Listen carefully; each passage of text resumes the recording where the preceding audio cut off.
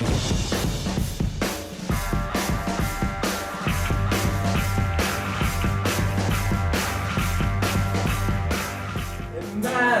all the people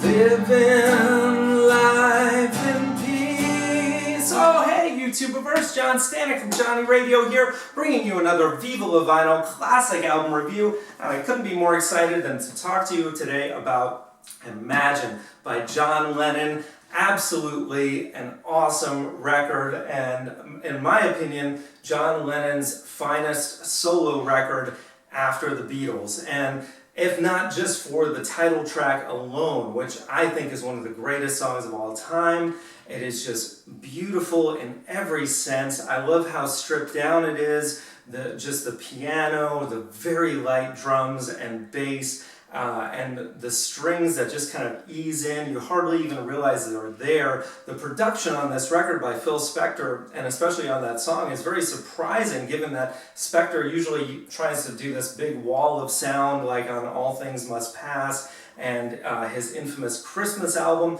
But on here, Lennon, obviously, like his preceding album, classic Ono Band, wanted a very stripped down sound, and boy does he give it here. And it's just perfect on this song, which says so much. It's no matter what you believe in, and he kind of strips that right away off the bat with the line, imagine there's no heaven. Later he says, and no religion too.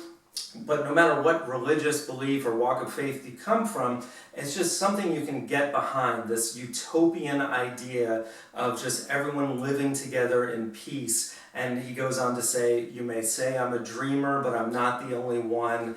And it's just so beautiful, and it would just take on a greater meaning after we lost him as an artist, which is one of the saddest days in music history. But Imagine is just so beautiful, and even if it just had that one song on it, this would still be a great album. But it does have some of his best other songs on here throughout his career, although it's mixed in with some of his, it's kind of uneven. Like the next track on here, Crippled Inside, is like his take on honky-tonk country style, and it doesn't quite work, but lyrically, it has some resonance, but it's just nowhere near Imagine. And then the next song after that is Jealous Guy, which is another beautiful ballad, and one that really gets to the core of Lennon and his relationship with Yoko Ono, and he's talking about just kind of how much of a mess he is as a partner, and saying, I didn't mean to hurt you, I didn't mean to make you cry, I'm just a jealous guy. And I think all guys can relate to that in some way, shape, or form. And just another beautiful piano ballad on this record. The ballads really are the stronger ones here, because the next song, It's So Hard, is kind of not so great a rocker. I Don't Want to Be a Soldier is a little more interesting because it has George Harrison's slide guitar work on it, which is pretty cool. And of course, he's talking about, the Vietnam War and all that's going on there. Of course, being that this came out in 1971, a lot of things going on with Vietnam, and politically, people were not trusting the government. Does that sound familiar? Which leads to the next song, Give Me Some Truth, which is really probably one of the better, more guitar-driven songs on this album. And I really like his rapid-fire delivery, and he's just talking about how he can't trust these people in power, and just give me some truth. Really cool song, and again, Harrison offering some cool guitar work there.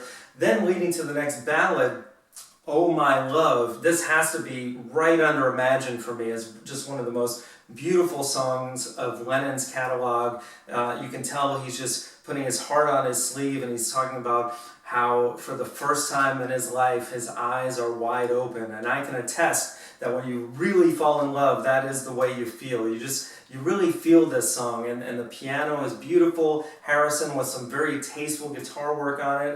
Again, very subdued. The bass by Klaus Vormann, just very laid back.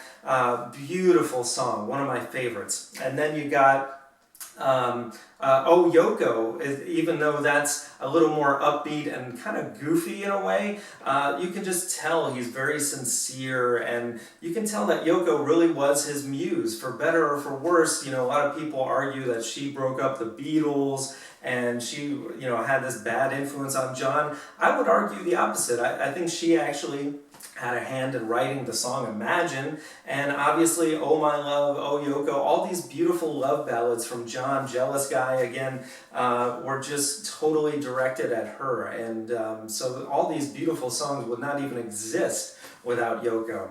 So the only bad thing I could say about this album is there's a song called How Do I Sleep, and actually, this is probably one of the best guitar-driven songs on the album, as far as it has a really cool groove, and it's just got a great sound. Again, Harrison lending some lead guitar work, but I just hate the fact that he's writing about his ex-Beatle friend, Paul McCartney, and how much that obviously they had this big rift at the time, and it's really kind of sad and hurtful. Some of the things he says, like your only song was Yesterday and all these things. And I understand that at the time they were going through a lot, some legal battles. Apparently Paul McCartney had put something in the Ram cover artwork that alluded to something that John took the wrong way, and it was almost like this kind of like, I guess you could equate it to like Tupac against Biggie back in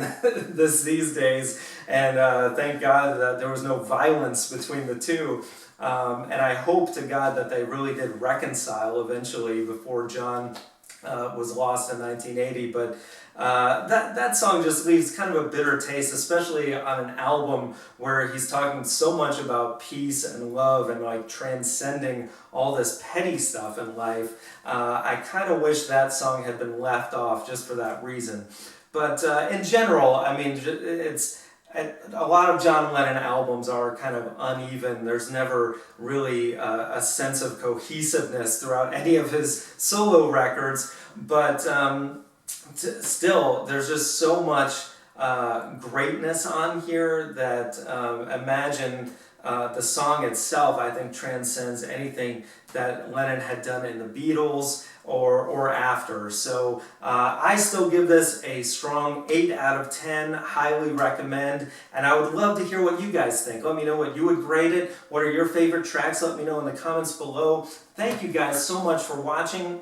And can't wait next week. Watch out for Top 10 Tuesday. I'll be doing my top 10 most anticipated releases of 2018. And then next Thursday, we'll be announcing the winners of the first annual Johnny Radio Awards. So stick around for that. And as always, Viva La Vinyl. So guys, I really appreciate you checking out this video. Please check out some of my other related content. You can see that here. And please, if you like this, subscribe by clicking the globe in the middle of these two videos. I would really appreciate it. I have tons more content coming. Thank you so much for watching, and I will see you guys soon.